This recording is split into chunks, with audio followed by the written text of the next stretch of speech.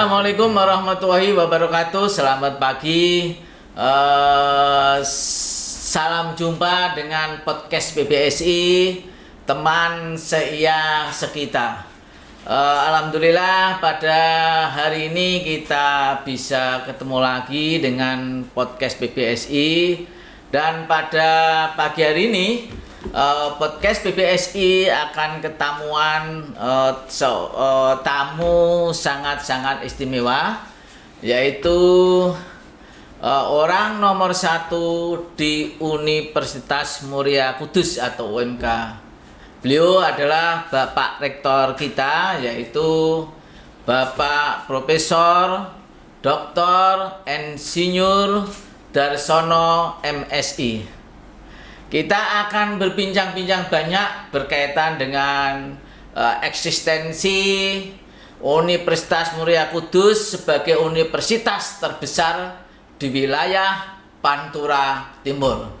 Baik, langsung saja akan hadir Bapak Rektor kita, Bapak Profesor Dr. Insinyur Darsono MSI. Monggo Pak Rektor. Iya. Selamat pagi Bapak Rektor. Sugeng Enjang. Ini untuk pertama kali di tahun baru Rektor UMK, Rektor baru. Dengan demikian UMK motivasi baru, semangat baru, vitalitas baru, orientasi baru. Lah untuk membedah masalah-masalah ini Bapak Rektor akan membeberkan berbagai hal yang berkaitan untuk peningkatan kualitas berbagai aspek Universitas Muria Kudus. Monggo Pak Rektor mungkin badhe memperkenalkan diri. Monggo. Terima kasih Bapak. Assalamualaikum warahmatullahi wabarakatuh. Waalaikumsalam warahmatullahi wabarakatuh. Salam sejahtera bagi kita semuanya. Salam sehat. Semoga kita senantiasa sehat sejahtera. Sebagai rektor yang baru saja dilantik, maka sebenarnya ada sebuah mimpi-mimpi yang akan dibawa ke depan. Tentu mimpi itu adalah dalam rangka untuk memajukan Universitas Muria Kudus, yang kita tahu bersama bahwa universitas ini sebenarnya adalah universitas yang relatif sudah besar begitu, apalagi dalam populasi universitas di Pantura, Jawa Tengah bagian timur itu adalah paling besar. Maka kebesaran itu harus dikelola dengan baik supaya bisa memberikan manfaat yang maksimal bagi masyarakat, terutama dunia pendidikan. Ya. Adapun kalau dibilang lalu bagaimana pengembangannya begitu ya, tentu sebagai komunitas lembaga penyelenggara pendidikan tinggi, dia ada dua tarikan begitu ya. Tarikan ke dalam adalah bagaimana mewujudkan good governance, good university governance, yaitu tata kelola perguruan tinggi yang baik. Dan yang tarikan keluar adalah meratifikasi dialektika kebutuhan dan standar global, di mana itu sudah menjadi pegangan bagi seluruh tata kelola perguruan tinggi di dunia. Dan kita harus meratifikasi itu. Sebab taruhannya adalah lulusan kita. Jika kita tidak meratifikasi itu, maka lulusan kita tidak akan laku di dunia kerja. Inilah pertaruhannya. Istilahnya usernya nanti bisa mempertanyakan ya Pak. Gitu. Maka kita melihat dulu keluar itu bukan dalam arti keluar harus longok-longok, ujuk-ujuk ke Amerika, ujuk-ujuk ke Eropa, gitu. Keluar itu dari keluar sempit kita, keluar terdekat kita dulu. Menengah kita, bagaimana di daerah kita, bagaimana konstelasi nasional kita, kemudian bagaimana konstelasi global kita begitu. Nah, begini Bapak, ketika proses pembaruan ataupun rektor baru ini kemudian ke depan ini kan pada situasi istilahnya cekaman pandemi Iya, gitu ini ya. situasinya ini Pak ya. Itu juga harus Betul, diperhatikan sebagai semacam subjektu begitu, sebagai pembatas Iya. begitu. Jadi ada tiga hal yang harus menjadi landasan pengembangan itu, tarikan ke dalam, tarikan keluar, sementara ada boundary ataupun batasan berupa cekaman pandemi COVID-19. Ya. Nah ini harus jangan patah arang, jangan kemudian terus melemas ataupun berhenti, tetapi harus tetap semangat fighting gitu ya, Pak, begitu. Ya. Dalam hal dua begitu. Yang pertama adalah mengembangkan daya tahan ataupun resiliensi bagi sivitas dan universitas ini. Bagaimana bisa bertahan menyesuaikan dengan inovasi-inovasi yang ada, misalnya dengan kuliah yang dimodifikasi dengan daring, blended learning dan lain sebagainya. Kemudian bekerja dengan cara-cara berbasis kepada digital, kemudian layanan-layanan yang berbasis pada online, sehingga proses Tridharma tetap jalan, proses pembimbingan, penelitian, pengajaran, pengujian dan lain sebagainya tetap jalan, cuma medianya yang harus diinovasi. Itu kira-kira dari sisi resiliensi. Kemudian dari sisi yang kedua adalah survivalitas, daya tahan begitu. Untuk daya tahan hidup begitu. Artinya apa? Bahwa ketika sudah bisa bertahan, maka harus juga bisa hidup dalam arti growing begitu. Ada pertumbuhan. Bagaimana mengadres kurikulum yang menyesuaikan kondisi cekaman dan tantangan kemajuan. Seperti sekarang ini kita di achievement oleh kaidah kurikulum 4.0, kemudian sosialita 5.0, kemudian ini yang terbaru adalah kurikulum Merdeka Belajar dan Kuliah Merdeka. Ini adalah cara-cara kita untuk tetap menyesuaikan agar tetap survive gitu, Pak. Ini saya tunjukkan cekamannya dulu seperti itu. Harus kita selesaikan cekaman karena ini sudah di depan mata dan sudah melingkupi diri kita semua, diri kita begitu. Nah, kemudian dari cekaman, kemudian dari opportunity, dari kesempatan yang harus diambil, apa sebenarnya yang terjadi di luar sana, begitu ya. Kalau boleh saya menukil dengan apa yang disebut dengan portfolio World Class University ataupun World University Recognized. Sebenarnya ada 5 hal begitu ya. Yang pertama adalah bagaimana mewujudkan pendidikan yang berkualitas gitu ya. Kemudian mempunyai keunggulan lokal yang relevan dengan kebutuhan global. Artinya bahwa semua pengembangan itu harus inputting atau mengimpus hal-hal ataupun determinan yang sifatnya global, terutama yang perlu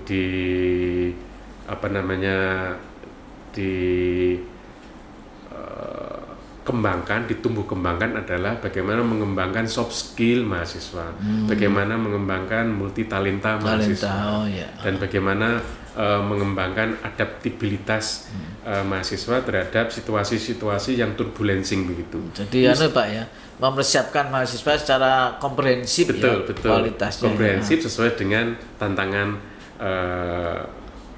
zaman seperti global begitu. Kemudian yang berikutnya adalah bagaimana mewujudkan karya-karya yang monumental begitu. Kita tahu kalau zaman dulu itu kan perguruan tinggi kan disebut Menara Gading gitu ya. Kalau Menara Gading itu kan sekedar dipandangi begitu ya. Mestinya harus di reform bahwa universitas ini bukan lagi sebagai Menara Gading tapi adalah sumber pencerahan. Gitu jadi ya. sumbangsih secara nyata ke masyarakat itu harus ada. Betul. Gitu ya. Jadi bagaimana sebagai sumber pencerahan, sebagai sumber prosperity menuju ke kesejahteraan itu harus diwujudkan oleh perguruan tinggi, sehingga karya-karya yang bisa mewujudkan itu semua harus diupayakan oleh perguruan tinggi. Seperti contoh yang paling kita kenal sekarang itu adalah Genus. Oh ya. Genus karya UGM. Ya. Nah, mestinya ada karya-karya monumental yang seperti itu supaya ya meskipun kita masih belum masih menuju ke sana begitu ya, tapi harus ada mimpi ke sana begitu. Apa yang sebenarnya bisa dilakukan untuk mewujudkan karya-karya yang memang dibutuhkan masyarakat begitu. Kemudian yang berikutnya adalah ada kemampuan keuangan ataupun penganggaran yang sehat dan berkelanjutan, karena apapun bahasa Jawanya kan jerbasuki mau bio gitu, gitu kan, sehingga ini satu hal yang penting untuk dikembangkan begitu. Dari sehingga sisi finansialnya itu harus kuat dan sehat serta sustainable begitu Pak, supaya apa ya istilah be continue-nya itu lancar gitu ya. Betul Bapak, betul. Kemudian yang itu semua adalah adanya tata kelola yang baik dengan leadership yang kuat, begitu ya. Artinya bagaimana kepemimpinan di universitas ini perspektifnya adalah futuristik, begitu ya, mengembangkan dalam terminologi rentang waktu yang panjang begitu. Tidak sekedar saat saya memimpin, tetapi saya akan meninggali apa setelah saya nanti tidak memimpin sebagai landasan yang kuat agar ini memimpin itu kan bisa selesai masa periode. Tapi universitas ini tidak boleh pernah selesai. Harus berlanjut terus. Maka seorang pemimpin harus memikirkannya tidak sepanjang dia menjadi pimpinan, tetapi juga harus memperhatikan bahwa universitas ini harus tetap hidup, tumbuh, kembang, dan berkelanjutan. Jadi harus berorientasi ke futuristiknya Pak ya. Itu Bapak kira-kira. Sehingga kalau cakrawala itu tidak panjang nanti kasihan institusi ini. Bisa tertatih-tatih. Tinggal yang lain. Jangan sampai setelah memimpin tuh tapi memberi pijakan yang kuat untuk kelanjutannya gitu. Itu dari sisi luar itu ada trigger-trigger seperti itu Pak. Ada trigger seperti itu sebagai bentuk good university governance, itu seperti itu sebagai standar World University Recognized begitu seperti itu. Nah, kemudian yang ketiga tadi yang saya maksud adalah bagaimana tarikan ke dalam. Ini memulai bagaimana diri kita, who I me gitu. Siapa kita? Filmnya Jackie Chan ya. Siapa saya ini ya sebenarnya. Itu bagus itu Pak. Kita harus mengenali diri kita sendiri. Gitu. Kalau kita tidak pernah mengenali diri kita sendiri, maka jalannya bisa kebablasan, bisa nyerong, bisa apa. Kalau orang Jawa mengatakan kita harus mengenal diri kita sebelum mengenal orang lain kan gitu. Nah, itu begini Bapak, ke dalam yang kita pahami bersama, Universitas Muria Kudus ini kan berada pada situs legenda historis peradaban yang tua. Betul. Kalau boleh saya mengatakan dari begitu, historisnya. Dari historisnya. Kawasan Demak, Kudus, Jepara sampai Rembang ini kan dalam diorama historikal peradaban Nusantara ini kan termasuk peradaban yang tua gitu. Pernah menjadi pusat pelabuhan, pusat pemerintahan, pusat peradaban, pusat pencerahan dan lain sebagainya. Sehingga mungkin ada istilah Gus Jigang gitu kan. Bagus mengaji dan pandai berdagang. Itu terminologi yang sudah perilakunya baik gitu. Perilakunya baik tapi juga produktif gitu kan. Sehingga itu menjadi diinternalisasi dalam bentuk norma budaya UMK ini sebagai komunitas yang santun dan produktif gitu ya. Itu bagus. Nah, satu hal lagi Bapak, pada situasi perkembangan ini masih sejarahnya begitu. Pada perkembangan ini kemudian kawasan timur laut Jawa Tengah ibaratnya tempat Muria Kudus ini berada adalah kawasan pusat pertumbuhan yang pusatnya rupa-rupanya ada di Kudus, gitu ya, ada di Kudus. Kemudian ke timur ini saya menemukan yang disebut dengan kawasan terbelakang. Kebetulan tahun 2009 kan saya ini ketua penyusunan naskah akademik RT RW Provinsi Jawa Tengah. Oh, iya, iya. Jadi Jawa Tengah itu ada 2 kawasan terbelakang. Yang pertama adalah di daerah Kebumen yang gunung itu Pak, Ya, tipologinya. Kemudian yang kedua adalah di Jawa Tengah Timur Laut, itu tipologinya adalah pantai begitu. Ya. Itu mulai pas timurnya Kudus sampai ke Rembang, Rembang, daerah betul. terbelakang begitu. Saya juga heran kenapa begitu gitu ya. Nah, Universitas Muria Kudus itu ada di situ, ada di nearby spasialnya situ, sehingga sebenarnya ini menjadi talenta bagi Universitas Muria Kudus untuk melakukan peran yang baik bagaimana bisa menjungkitkan kawasan ini menjadi kawasan yang baik begitu. Baik dan berkembang gitu Pak. Begitu ya. Mungkin Bapak kalau lihat ya probabilitas terjadinya terorisme itu kan dulu sempat banyak terjadi di daerah Temanggung, Kebumen, daerah pegunungan karena itu untuk persembunyiannya jadi gampang begitu. Istilahnya aman gitu ya Pak. Begitu. Gitu. Maka muncul logis karena di sana daerahnya adalah daerah terbelakang. Cuma alhamdulillah di daerah Timur Laut ini karena ada influencing namanya daerah hinterland dari industri yang maju sehingga kaptit untuk terjebak di seperti Kebumen itu tidak terjadi karena terserap oleh industri tadi.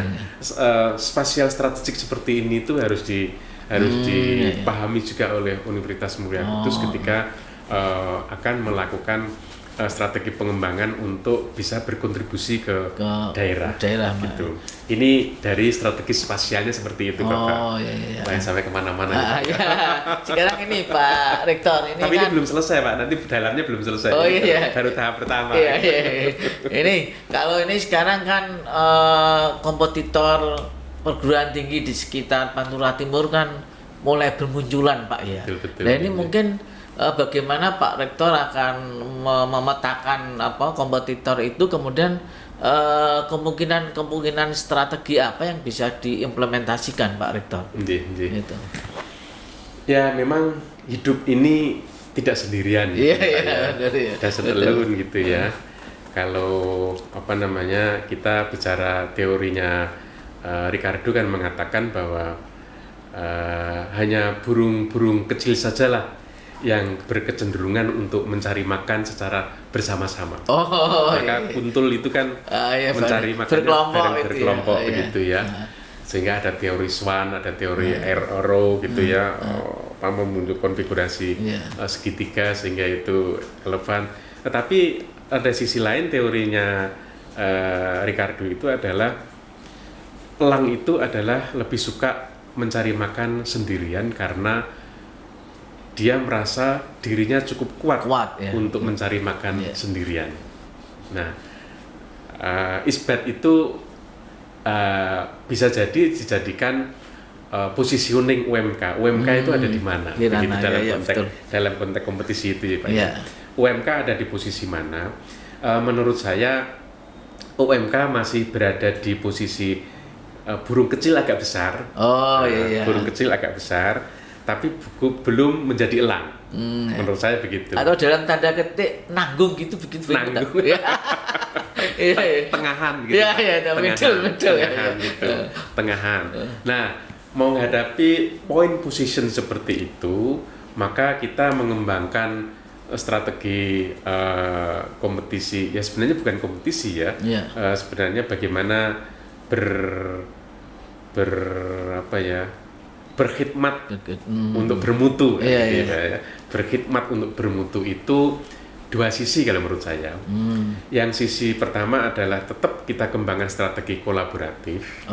Artinya tetap kita bersama-sama begitu Pak, supaya bisa serap studi kembang terus begitu. Atau mengembangkan kemitraan gitu ya, Pak? Kemitraan begitu Pak, kemitraan, kemudian mengembangkan networking dan sebagainya gitu. Tapi di sisi lain pada hal-hal tertentu memang kita harus bisa mencari ciri kekhususan kita apa, kemudian itu kita jadikan sebagai elang. Gitu ya. Ya, cuma mesti harus gradually, harus bertahap, mulai dari sisi apa yang itu menjadi keunggulan kita, dan itu harus by design Pak, harus disiapkan, tidak by accident, ujuk-ujuk ada pasti tidak, harus didesain. Gitu. Itu menurut saya dalam konteks berkhidmat untuk berlomba-lomba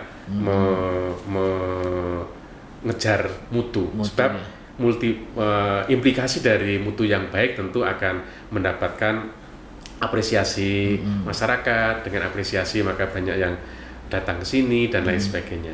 Itu kira-kira Pak gitu ya. dari sisi terus ini Pak Rektor, tadi Pak Rektor berkaitan dengan filosofi Gus Jigang ya. Nah, ini bagaimana nanti internalisasi nilai yang beranjak dari filosofi Gus bagus perilakunya, Ji itu ngaji ilmunya pintar dan sebagainya, dagang kewirausahaannya. Ini bagaimana untuk menginternalisasikan nilai-nilai itu dan nanti bisa disumbangsihkan kepada masyarakat. Nanti Pak Rektor nyinggung soal supaya universitas itu jangan menara gading lah gitu. Ini gimana, mungkin ada kiat-kiat khusus ini Pak Rektor?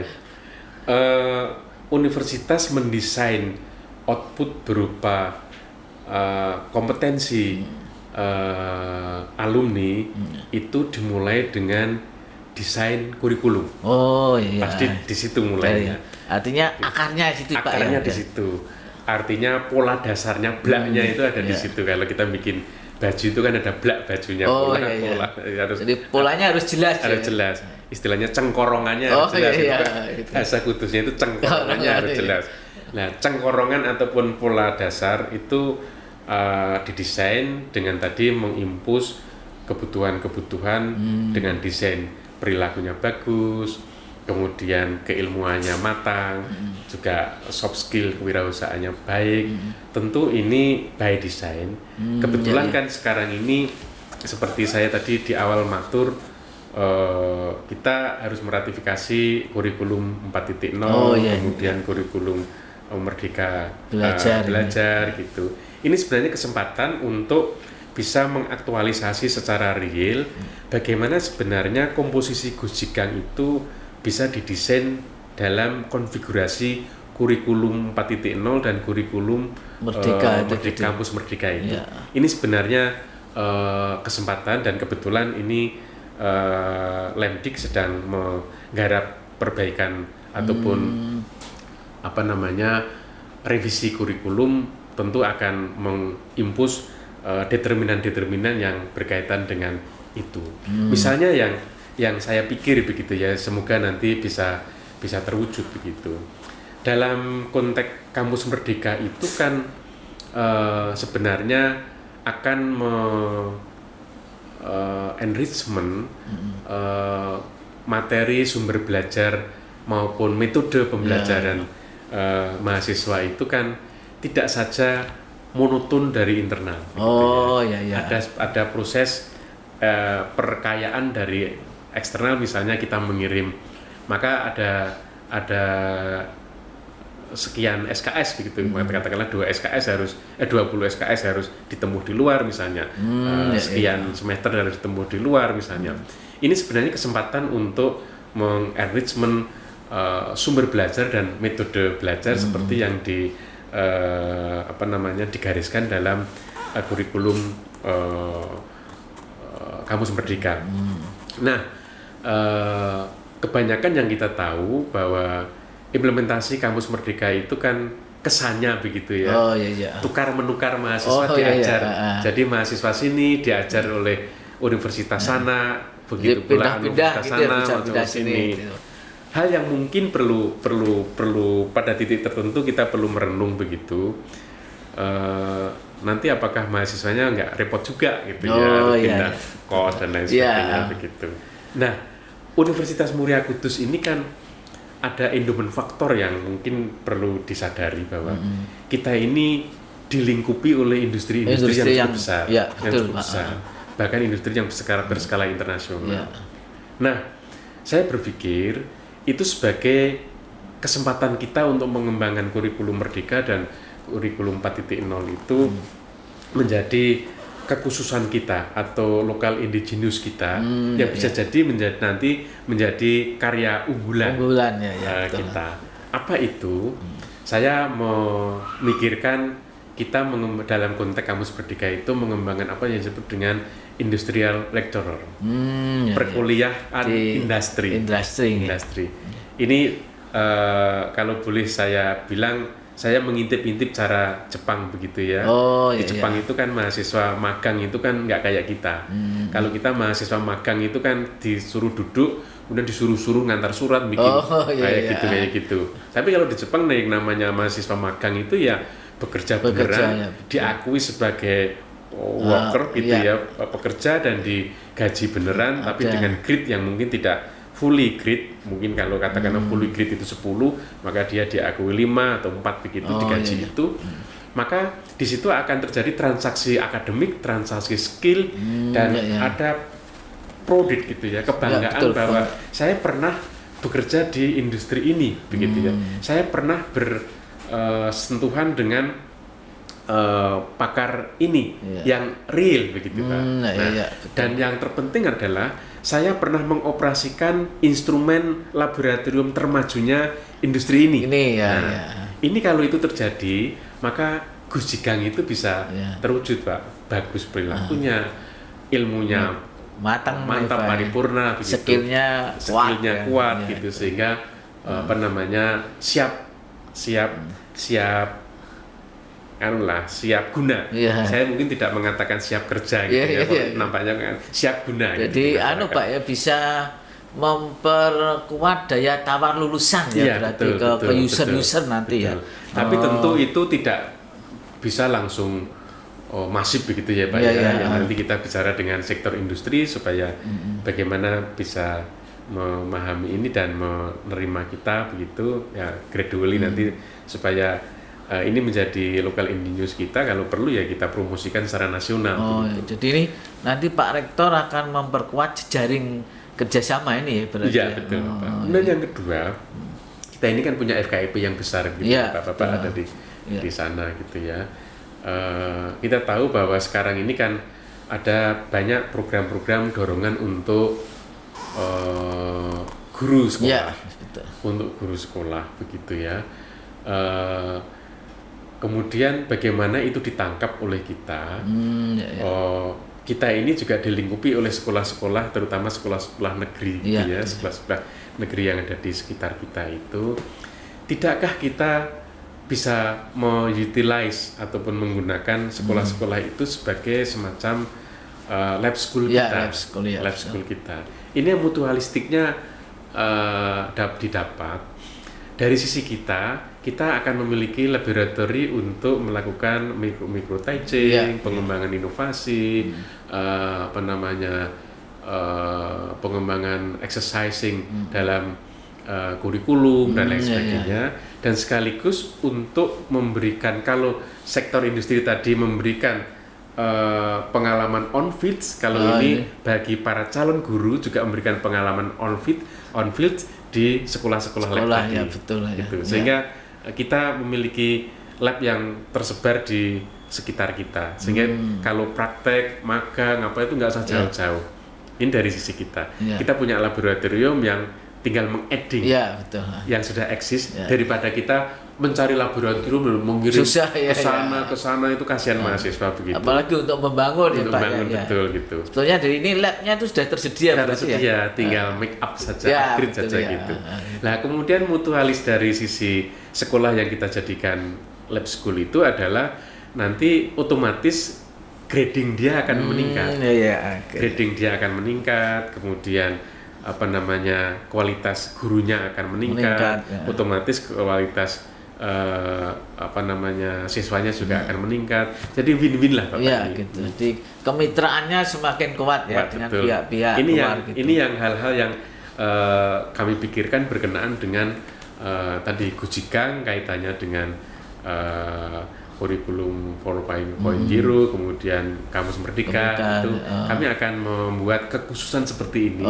Di samping juga tadi tukar menukar kuliah dan menguliahi tadi itu, Pak. Jadi nanti mungkin dengan kekhususan itu atau karakteristik itu bisa menjadi bisa mencari ciri khas dan kekuatan UMK, Pak ya. Betul, karena UMK ini kan berada di kawasan industri yang besar. Lah kalau boleh bisa begitu kan harus bisa memanfaatkan kawasan industri yang besar ini, apalagi kita ini didukung oleh industri-industri ini dalam konteks struktur misalnya yayasan dan lain sebagainya, begitu kan sayang ini Pak. Apalagi sekarang negeri ini sebenarnya kan baru memikirkan klaster pendidikan ini secara serius, terutama untuk menyongsong perubahan peradaban yang sangat frontal begitu. Bagaimana big data, bagaimana berbasis kepada komputer kecerdasan gitu, kemudian bagaimana paperless dan lain sebagainya, kemudian multitasking, kemudian macam-macam begitu Pak. Sehingga anak-anak sekarang itu sudah harus bukan menikmati ya, harus digunakan cara-cara seperti itu. Tetapi kalau gurunya adalah produk generasi sebelumnya yang dididik dengan cara yang lama, maka negara ini sedang akan mempersiapkan gurunya itu dengan cara yang baru gitu, supaya tidak gagap terhadap kebutuhan real dari generasi sekarang. Tuntutan sekarang ini. Kan katanya kan begini Pak, janganlah kita bangga ketika kita adalah hasil produk pendidikan masa lalu, tapi kemudian kita memberanikan diri untuk mengajar kebutuhan produk pendidikan masa sekarang. Pasti kan ada jet lag. Dua yang berbeda ada jet lag Pak. Gitu. Nah, bagaimana jet lag itu bisa disambung Nah, itu memang harus ada tindakan-tindakan program. Dan ini nampaknya negara sedang memikirkan itu secara serius. Tentu bagi teman-teman di FKIP nanti tantangan ini Pak ya, tantangan sekaligus Pak, peluang kalau ini bisa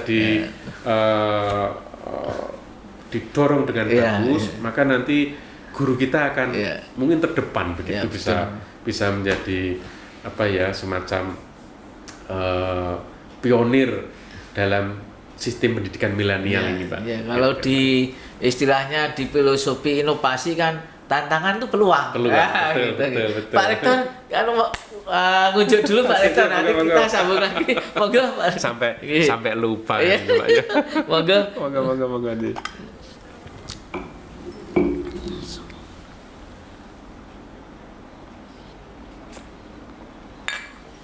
Kalau sudah asik ini lupa segalanya Pak Rektor. Ini Pak Rektor, tadi Pak Rektor menyinggung karya-karya yang monumental ya. Untuk kedua saya tarik ke garis yang akan dijadikan karakteristik Pak Rektor untuk MK, yaitu dengan yang berkaitan dengan indigenous ya. Ini nanti luaran-luaran penelitian, luaran-luaran karya ilmiah nanti harapan Pak Rektor ini diarahkan kemana nih Pak, berkaitan dengan penguatan sekaligus karakteristik karya ilmiah yang mengangkat dengan kekuatan kearifan lokal. Ini gimana ini Pak Rektor? Betul. Mestinya di universitas itu harus memiliki apa yang disebut dengan rencana induk pengembangan riset, RIP riset. RIP riset sebenarnya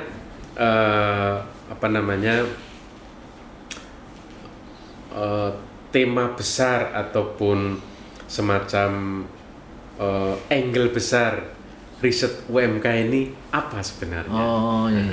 Kemudian tema besar itu kemudian dijabarkan, katakanlah terjabar menjadi 5 pilar misalnya. Misalnya tentang kelautan, tentang pangan, tentang industri, tentang humaniora, tentang apa begitu misalnya. Itu menjadi pilar. Dari situ nantilah kemudian eh, apa namanya skim-skim riset yang dikembangkan itu kemudian harus menginduk kepada itu Ya. dari manapun pembiayaannya, maka menginduk dengan rencana induk pengembangan risetnya UMK ini. Kemudian dari itu nanti maka akan ada semacam roadmap begitu ya Pak. Oh iya. Roadmap yang menjadi indigenous juga tentang produk risetnya UMK.